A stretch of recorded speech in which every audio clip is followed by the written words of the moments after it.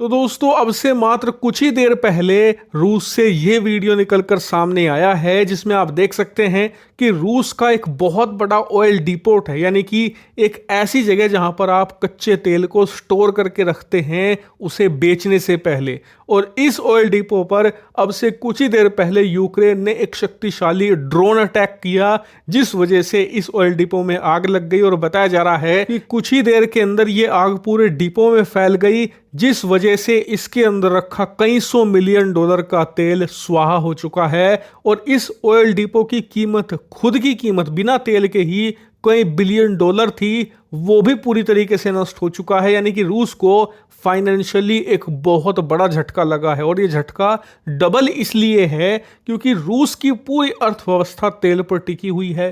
युद्ध ये तेल के पैसों से लड़ रहे हैं और इस वजह से यूक्रेन अब इनके ऑयल डिपो और ऑयल रिफाइनरी पर लगातार अटैक करके इनकी जो ये मनी पाइपलाइन है इसे नष्ट करने पर उतारू है। लेकिन रूस के लिए सिर्फ यही दर्द नहीं है। आप जानते ही हैं कि पिछले 1.5 हफ्तों से यूक्रेन की सेना रूस के अंदर घुसी हुई है और लगातार रूस की जमीन पर कब्जा कर रही है। दरअसल आप अपनी स्क्रीन पर देखिए, खबर निकलकर सामने आई है कि जैसे जैसे यूक्रेन की सेना रूस की जमीन पर कब्जा करते जा रही है, ठीक वैसे वैसे ये उन इलाकों के जितने भी पुल हैं, जितने भी ब्रिज हैं, इंफ्रास्ट्रक्चर प्रोजेक्ट हैं, सबको तोड़ते भी जा रहे हैं ताकि रूस की सेना उन इलाकों पर दोबारा कब्जा करने के लिए जब अपनी फौज भेजे तो वो नदियां क्रॉस कर ही ना पाए और इन इलाकों पर यूक्रेन का कब्जा बना रहे। और रूस चाहकर भी कुछ ना करे, क्योंकि जब एक बार आप पुल तोड़ देते हो किसी इलाके का तो फिर आपकी सेना भले ही टेम्पररी पुल बनाकर उसे पार करने की कोशिश करे, लेकिन उसमें वक्त लगता है।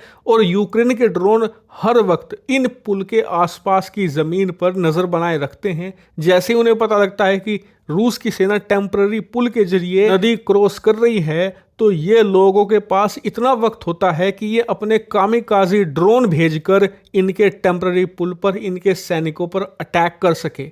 यानी कि टेम्पररी पुल रूस के लिए और घातक साबित होते जा रहे हैं। लेकिन क्या रूस सिर्फ बैठे बैठे देख रहा है, कुछ करने की कोशिश नहीं कर रहा? तो देखिए, ऐसा नहीं है। रूस भी अपनी तरफ से कोशिशों में लगा हुआ है। लगातार ये एयर स्ट्राइक कर रहे हैं, ये भी ड्रोन से हमले कर रहे हैं अपने ही कुर्स्क राज्य में यूक्रेन के सैनिकों पर। और इसमें यूक्रेन के सैनिक मारे भी जा रहे हैं, लेकिन फिर भी रूस लगातार यूक्रेन से रूस के इस कुर्स्क राज्य में री-इन्फोर्समेंट भेज रहा है, यानी कि और सैनिक भेज रहा है और बख्तरबंद वाहन, और इतना ही नहीं, रॉकेट लॉन्चर भी भेजे जा रहे हैं। यानी कि आने वाले कुछ दिनों के अंदर आप रूस के कुर्स्क में एक भयानक लड़ाई देखेंगे। लेकिन इस लड़ाई में इस बार यूक्रेन का फायदा होता दिख रहा है, क्योंकि जिस भी इलाके में लड़ाई होती है उस इलाके में मचती है तबाही।